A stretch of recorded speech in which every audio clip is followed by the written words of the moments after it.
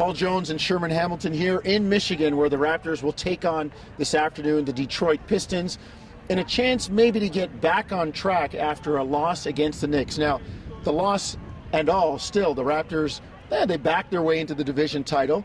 They backed their way into home court. It wasn't all bad, Sherm, in terms of the overall, but when you focus on the game, there are definitely some things that Toronto needs to clean up. And that being said, at the beginning of the year, we looked at it and we thought, well, New York, Brooklyn 1-2, right. Toronto in 3. Here are the Raptors now. They're the ones holding the divisional banner. Well, you're right, but they have earned that Atlantic Division title. They've earned home court advantage, and I think the way it happened kind of left a bad taste in some people's mouth. But if you're a Raptor fan or if you're in that locker room, you know what they've done all season long to get to this point. And I think everybody should celebrate the fact that they're going to hang another banner in the Air Canada Centre. Having said that, they do have some things to clean up. And we're talking about things like the defensive end of the floor, where the Raptors have had some significant slippage at the wrong time of the year. And I'm sure Dwayne Casey, we've heard him talk about how they need to correct that moving forward. But there are some positives. He said, you know, the fact that they can score the basketball, the fact that Jonas Valanciunas has played very good considering everything that's surrounding him. So there are some things moving forward. Amir Johnson's back on the floor. Kyle Lowry's playing at a high level. DeMar got to the free throw line extremely well against the Knicks. So they've got to clean some things up, but they've earned that Atlantic Division title. They've done a great job to this point. They just got to tighten the defensive side of the ball up. You talk about Jonas Valanciunas, a career-high 21 rebounds, did a terrific job. And it was interesting to hear Dwayne Casey's comments after the Knicks game, because he gave the Knicks some credit too. That's a good team. And the respect card, Sherm. Everybody talked about how Brooklyn and New York were going to get that respect at the beginning of the year. The Knicks had to have been looking at the Raptors and said, hey, they beat us twice. They're the ones about to grab the divisional banner. We're fighting for our playoff lives and the last spot. We need to go in and take it to these guys. And you could tell New York came out with some fire last night, or on Friday night, and really took it to Toronto.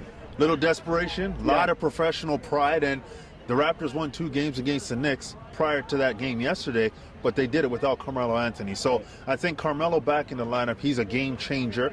The Raptors did, I think, a decent job of contesting, being physical with him, trying to match him in terms of sending second bodies at him. But Carmelo's that good. And then I thought Amari Stoudemire's played as good as I've seen him play in a long time. He looked like the Amari Stoudemire back in the Phoenix days, which New York thought they were getting. And the fact that he's playing at this level, he's able to do it.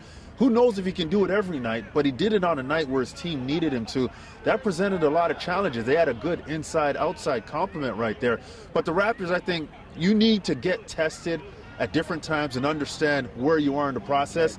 They fought against a team in the New York Knicks, as we talked about, desperate, fighting for their playoff lives. There was a sense of urgency in that Knicks roster that the Raptors weren't able to match. They have to be able to bring themselves up to that level and play beyond that level, especially a team that's trying to make noise in the playoffs. Well, Sherm, you talk about the playoffs, and video gets out around the playoffs, you know, both at the offensive end and the defensive end. The Knicks kind of showed and opened it up a little bit, and as of some of the other teams recently, what you can do to Toronto if you can get the ball inside, how you can break their defense down. But Toronto has also showed that they can be pretty potent offensively. So there's two sides of the coin that Toronto really needs to look after. They need to keep the offense going. They've been scoring a terrific clip, but they need to shore up that defense that was so good, particularly in January and February. And if you ask Dwayne Casey, he's going to say, listen, do I want to be a great offensive team or a great defensive team? No question. He's going on the defensive side of the ball. So there's no question, as you said, they've got to get better defensively. The fact that they're scoring, we're not surprised. We know this team can put points on the board, but when they're playing the kind of defense that we know they can play, they become a difficult team to match up with. And I really think this team has to get back to believing how they got to this point. How did they accomplish these goals? That was because of the defensive side of the ball. When they were locking people down, they got easy baskets and runouts and transition, and the confidence on the offensive end was through the roof.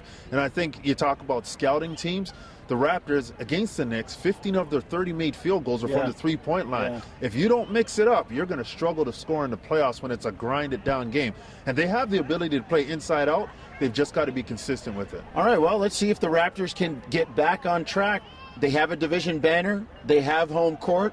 They have the playoffs. They don't know who they're going to play yet. Maybe they can get back on track. today against the Detroit Pistons. You can see the game, TSN. You can hear it on TSN 1050 starting at 3:30. And, of course, as always, we start you at 3 o'clock with Game Day on NBA TV Canada.